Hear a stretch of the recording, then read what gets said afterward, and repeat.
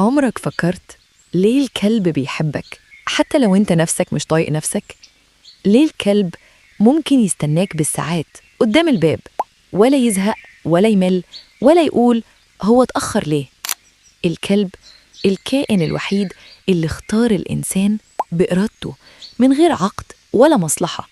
والنهاردة هنتكلم عن الكلاب، مش من منظور أفلام ولا إشاعات، لكن حقائق علمية زائد حكايات زائد ضحك خفيف يخليك تشوف الكلب بعين تانية خالص. البداية الحقيقية من الديب للكلب. زمان جدا قبل ما يبقى فيه بيوت ولا تكييف ولا نت، كان الإنسان وكان الديب. الديب لاحظ إن الإنسان بيعمل نار وبيسيب بواقي أكل، والإنسان لاحظ إن الديب بينبه من الخطر وما بيهاجمش. مع الوقت الديب اللي كان أهدى شوية قرب، والإنسان سمح له، ومن هنا بدأ التحول، مش بس في الشكل لكن في السلوك. يعني باختصار الكلب هو ديب قال لنفسه خليني أبقى جدع. إزاي بقى صديق الإنسان؟ الكلب عنده حاجة اسمها الارتباط العاطفي، يعني مش بيتعلق بالمكان، بيتعلق بالشخص. عشان كده الكلب ممكن يسيب بيت كبير ويجري وراك انت.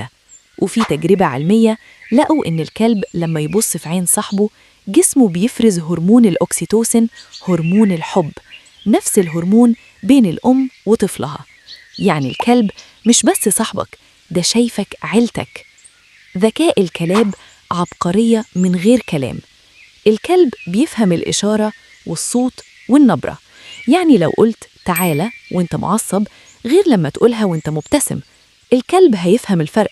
وفي كلاب بتشتغل في الكشف عن المخدرات، المتفجرات، السرطان كمان. يعني كلب ممكن ينقذ حياتك وانت كل اللي عملته انك اديته بسكوتة. أنواع الكلاب بشكل ممتع. كلاب الحراسة ذكية شجاعة، بس محتاجها قائد مش واحد خايف منها. لو حست إنك ضعيف هتستلم القيادة، وساعتها أنت اللي هتسمع كلامها.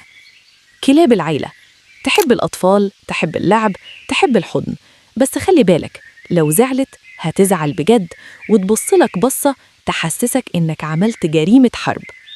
صغيرة في الحجم كبيرة في الصوت. كلب شواوا شايف نفسه أسد غابة، واللي منعه يهدم هو بس إن رجليه قصيرة. الأكل مش أي حاجة وخلاص. الكلب مش سلة زبالة، ينفع ياكل لحمة مسلوقة، فراخ، بيض، رز. ما ينفعش شوكولاتة، بصل، ثوم، عنب. يعني اللي يضر الكلب مش قلة الأكل لكن الجهل. تأثير الكلاب على الإنسان. وجود كلب بيخلي الشخص أهدى، أحن، أكتر حركة. وفي مرضى اكتئاب وجود كلب كان سبب نجاتهم. الكلب مش بيسأل أنت غني ولا فقير، مش بيحكم، مش بينتقد، بس موجود. كوميديا أقوى للمنتصف. الكلب ممكن ينسى كل التدريب قدام طبق أكل، ينام 12 ساعة وأول ما تسمع كيس شيبسي تصحى في ثانية. ولو قفلت باب الحمام لازم يعرف أنت عايش ولا لأ. خصوصية إيدي. السرعة والندرة والعدوانية. أسرع كلب جراي هاوند، أسرع من عربية في شارع جانبي.